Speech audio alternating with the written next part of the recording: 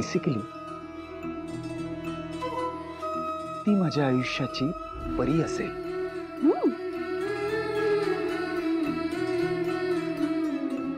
अशी जादूची कांडी फिरवेल आणि माझं अख्खं आयुष्यच बदलून टाकेल.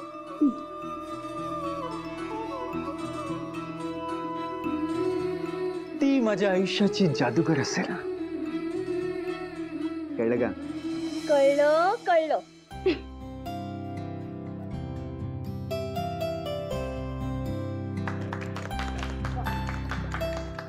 चला म्हणजे श्री, अहिल्या, आदित्यच्या अपेक्षा काय आहेत हे आता तुम्हाला कळलं ना.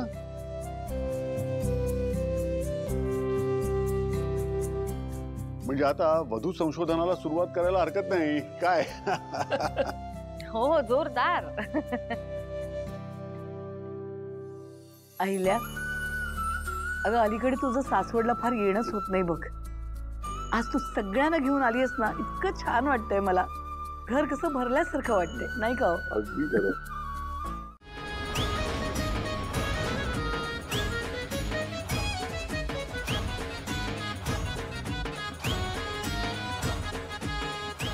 अहिल्या, कोण आहे गं?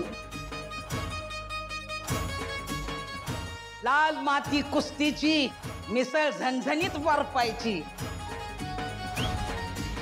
बट रस्सा तांबडा पांढरा, कोल्हापूरच्या पद्मावतीचा निस्ता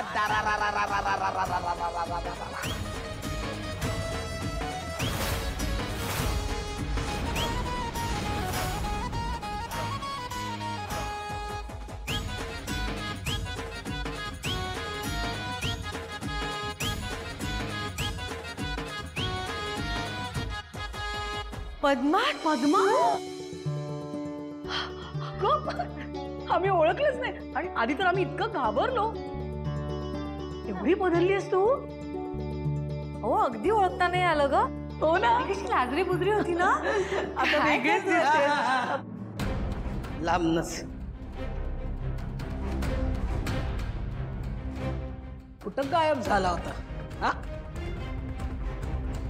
बोला, काय हाल हवाल? म्हणजे आम्ही ठीक आहोत. तू कशी आहे? हो ना. मी माझ्या स्वप्नांच्या जगात मस्तपैकी सुखाच्या ढगात. हे बघा, हे माझं घर आणि ही माझी फॅमिली. माझे मिस्टर कोल्हापुरातले मोठे बिझनेसमॅन आहेत. दोन्ही पोरं वडिलांच्या हाताखाली बिझनेस मस्त सांभाळतायत. आणि माझी पोरगी लग्न करून फॉरेनची पाटलीन झाली आहे. 2 नातवंड आहेत. फाड फाड इंग्लिश बोलणाऱ्या शाळेत शिकतायत. मागे वावर आहे आणि पुढं आवर आहे. दावणीला 4 म्हशीनं 3 गायी बांधल्यात. दूध दुभतं विचारू नका आणि शेळ्या बकऱ्या मोजू नका. आणि शेती तर एकरात नाही, हेक्टरात आहे. गाड्या आणि घोडे तर एकापेक्षा एक. मोजत बसलात तर संध्याकाळी रंकाळ्यावर भेळ खाऊनच घरला जावं लागतंय. आपला सगळा राजेशाही विषय आहे. वा छान वाटलं ऐकून. हो ना. अगं पण आपलं कॉलेजचं रियुनियन इकडेच आहे ना? हा, तू भेटलीस का इतर मुलींना? बाकीच्यांचा काय विषय आहे? मी फक्त तुम्हा दोघींनाच बोलवलं इथे. काय हे असं वागून तू मैत्रिणींचा अपमान करतेस हे लक्षात येतंय ना तुझ्या? चला, म्हणजे उशिरा का होईना तुम्हाला कळलं तरी मी तुम्हाला इथं का बोलवलंय.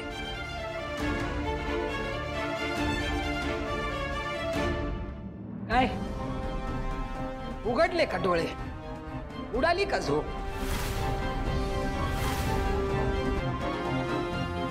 गावाकडून पुण्यात शिकायला आलेल्या आम्ही मुली पहिल्याच दिवशी आमच्या आत्मविश्वासाच्या पार चिंध्या करून टाकता. तुम्ही श्रीमंत घरच्या, सुंदर, हुशार, पण म्हणून एवढा कसला माज असतो तुम्हाला? त्यात मी ही अशी खात्या पित्या घरची, मग तर काय विचारायलाच नको. मुद्दामून मला डान्सच्या स्पर्धेत भाग घ्यायला लावायचं, मुद्दामून माझ्यासोबत इंग्लिश मध्ये बोलायचं. काय करायचं ना तुम्ही? पद्मा गं, काय बोलतेस तू हे? आम्ही असा विचार कधीच नाही केला. हो ना. मुली चिडवायच्याच ना मला, आणि तुम्ही पण माझी मजा घ्यायचा. पद्मा, एक मिनिट, तुझा काहीतरी गैरसमज होतो. हे बघ, तू गावाकडून आली आहेस किंवा तू गरीब आहेस म्हणून आम्ही तुला कधीही येणवलं नाही. उलट लक्ष्मीने एकदा तुझ्या ट्रिपचे पैसे भरलेत, आठवत नाहीये का तुला? भरले होते ना, भरले होते, पण ते पण मला कमीपणा दाखवण्यासाठी. अगं नाही, तुला आमच्या बरोबर येता यावं म्हणून गेलो होतं. हो. आणि ही माझ्याशी मुद्दामून इंग्लिश मध्ये बोलायची ती. अगं पद्मा, त्यालाही एक कारण होतं. तूच म्हणाली होतीस ना की तुझं इंग्लिश चांगलं नाहीये म्हणून आम्ही दोघींनी ठरवून तुझ्याशी इंग्लिश मध्ये बोलायचो आम्ही. कारण तुझा आत्मविश्वास वाढावा, तुझं इंग्लिश चांगलं व्हावं. आणि कुठलीही भाषा सरावाशिवाय येत नाही. बरं, आम्ही तुला नाचायला भाग पाडलं कारण तुझा लठ्ठपणा तुझ्या डोक्यात घर करून बसला होता आणि हा विचार आम्हाला तोडायचा होता. तुला असं वाटत होतं की तू जाड आहेस म्हणून तुला नाचता येणार नाही, हा गैरसमज दूर करायचा होता. हो, पण कशाच्या बदल्यात? अजून विसरले नाहीये मी तो दिवस. हीच तारीख होती ना ती.